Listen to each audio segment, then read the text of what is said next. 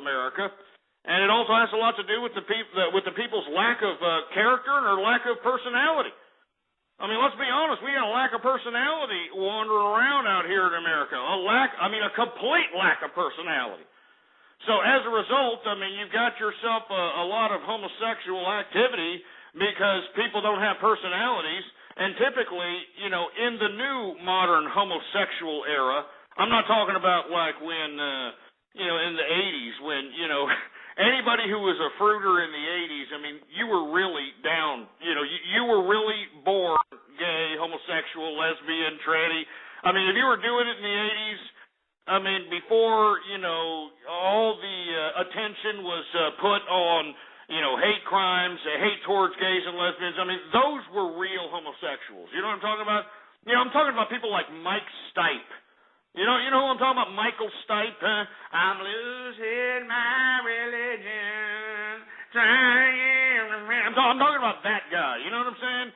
I mean, this guy was obviously homosexual before, it was like chic to do so. I mean, I'm talking about those types of guys. Those guys are real homosexuals, all right? I mean, they're not out here doing it because they're, socially unacceptable to every social circle that they encompass, or they have no way of getting their wiener whacked. I mean, this man was an actual homosexual. You know what I'm saying? You got to respect it. As a matter of fact, I think that's why he made great music. I think that's why Michael Stipe made some pretty good music that was, I mean, he's probably one of the most bands with longevity with the amount of record sales. I mean, they made some serious money. Why? Because the anguish that Mike Stipe probably felt being a homosexual during the time that homosexuality was not accepted, I mean, where, you just could not even admit that you were because people would look at you cross-eyed.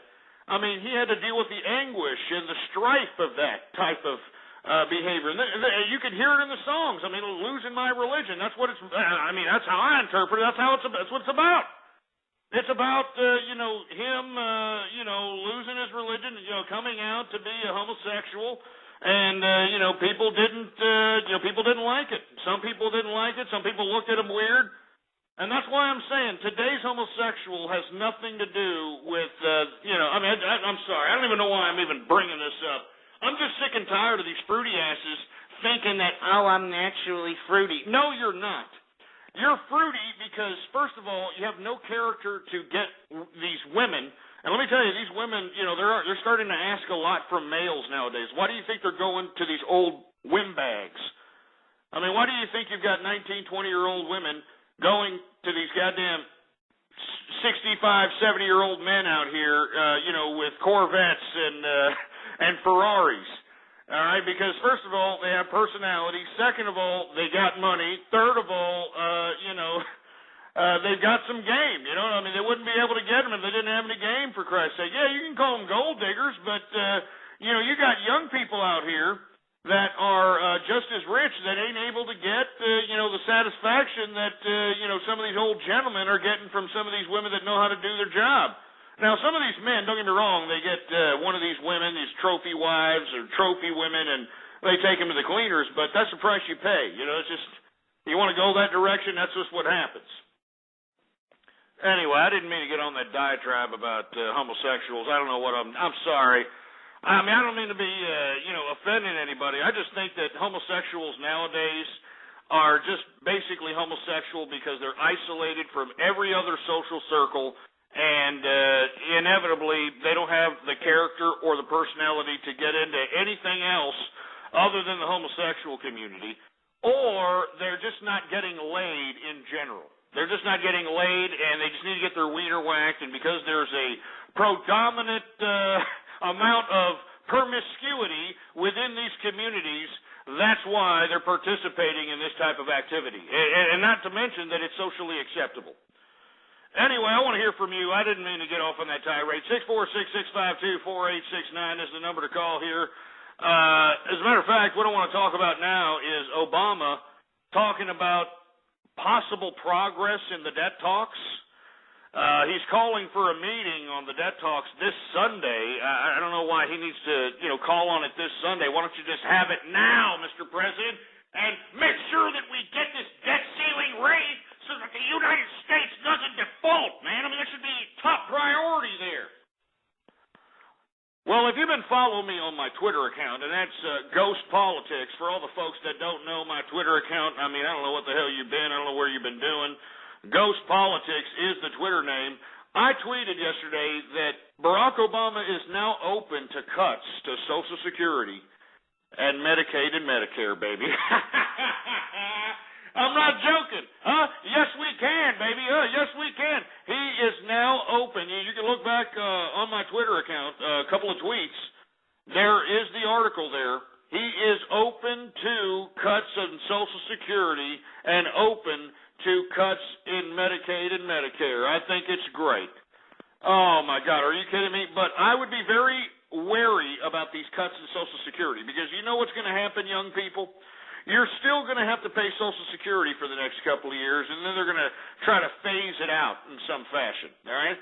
But you're still going to have to be paying for the old people that caused all this mess, that caused the fiscal and political and social irresponsibility, that have 75% of the wealth in its pocket, and I'm talking about the baby boomers. You're still going to have to support these people. I mean, even under Paul Ryan's plan, which they called him a goddamn Nazi, because he initiated these so-called Medicaid and Medicare Social Security cuts. I mean, if you're over the age of 55, this is not going to affect you. You know what I mean?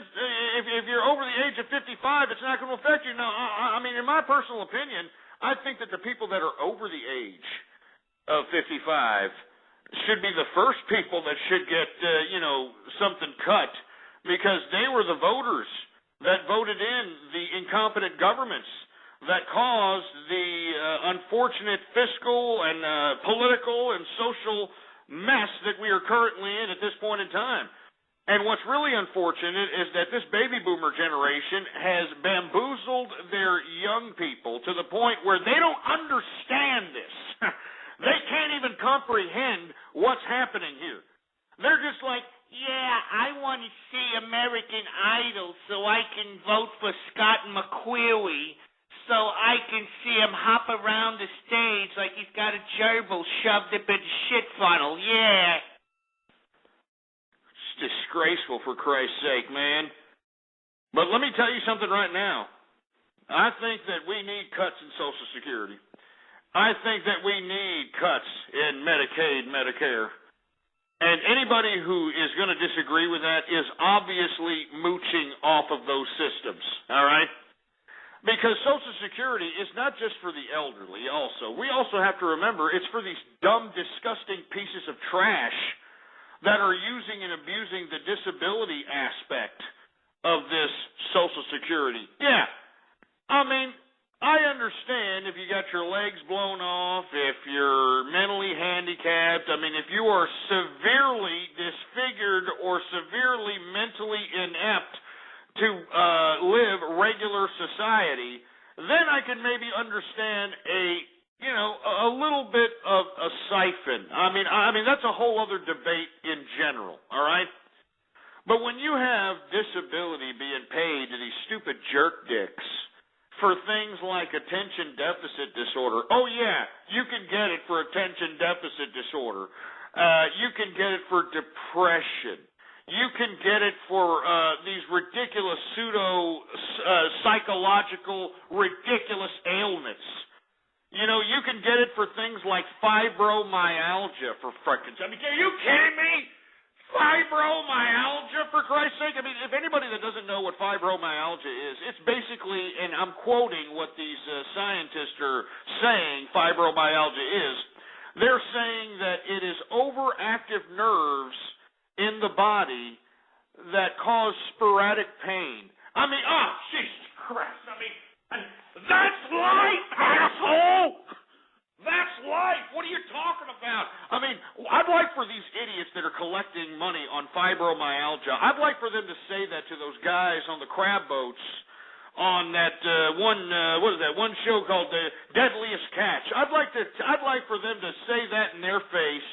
You know, when they got, ice coming down on their heads, when they're getting their damn lives lost at sea. I'd like for them to say that. You know what I'm saying? Stupid pieces of crap. Fibromyalgia. Jesus Christ. It's disgusting. That is just horrible, you know? I mean, just like I said, I like to watch these court shows because, you know, it amazes me that these court shows, these talk shows, they have an unlimited amount of people that are willing to just to exploit themselves for nothing more than a hotel room and a $50 bar tab at the hotel bar. I kid you not, that's the only thing they're paying these jerkasses on television. Maybe with the exception of the court cases there, but like, you know, people like Maury Povich and, you know, Jerry Springer, they're not paying these people. They're just giving them, you know, okay, they pick them up in a limo from the airport and, you know, they get a free hotel and they get a $50 bar tab and free room service. That's it. Meanwhile, they're exploiting these stupid, dumb, imbecilic buffooneries for millions of dollars, for Christ's sake. This is America. Piece of crap. And for all you idiots who are like, I'm out of here, well, get out! Get your stupid, mindless, imbecilic asses out of here if you don't like it, all right? You liberal, stupid, feminist, pansy, long-haired, bedwetting scumbags! I'm a capitalist. And if you don't like it, that means that obviously you are the crap that I scrape off of a waffle of my boot when I go out and hunt, you know, on a full stomach. Yeah, I like to go out hunting on a full stomach. How do you like that, huh? Stupid piece of crap. Let me take some calls here. 646-652-4869 is the number to call. We're supposed to be talking about how Obama is making progress on the debt talks. He's calling for a meeting this Sunday. And meanwhile, we're waning here on whether or not we're going to actually increase this United States debt ceiling or we're going to go default, which will not only have implications economically for this country, which will be severely devastating, but throughout the international community as well. Anyway, 646-652-4869 is the number to call. I want to hear from you. What do you got to say about this? I hope that all these politicians take their heads out of their ass and come to some kind of an agreement for this damn debt ceiling increase. It's stupid. It's pathetic. There's no reason to be holding the country hostage because you idiots want to be the bigger bureaucrat than the other. It's stupid. It's really pathetic. Let's take some calls here. 646-652-4869. Who do we got, engineer? Got anybody? We got area code 404. What's up, man? You're on the air. Ghost, what's going on, man? Long time. Oh, man, hey, we got Billy D. Williams on the horn, man. What's going on, Billy D., man? How's your trip to Vegas? Oh, man, it was great. Hey, I got to say, you came through. I was over messing around a little bit on the roulette table. Swear to God. Put oh, yeah? You started winning big on the damn roulette table, for Christ's sake? Well, no, I don't play much. The girlfriend played it, so I decided I'll just throw $10 on 21 for you. If that son of a bitch didn't come up, I couldn't believe it. No kidding. What, did you let her, kind of mess around with the cash? Did that make her, feel a little better? Because let me tell you, it's always good to win in Vegas when you got an edge on the house. Maybe if it is pure luck. You know what I'm saying? Oh yeah. I took that shit right off the table because it paid $350, and I took that shit right away up to the bar and just started going to. They got a couple nice mixology bars out there, and so I started hitting a few of those up, and it went pretty fast. But hey. It was a great place to go visit, man. And that's, hey, you're only going to live once, especially when you got gambling money like that comes in real quick, man. Might as well have badass steaks, badass drinks, Don't drink that rot gut crap because, there's no need to do that. You drink the good stuff. And, what else did you do out there? Was the hotel room good? Did you get pretty good room service? Did they kiss your ass out there?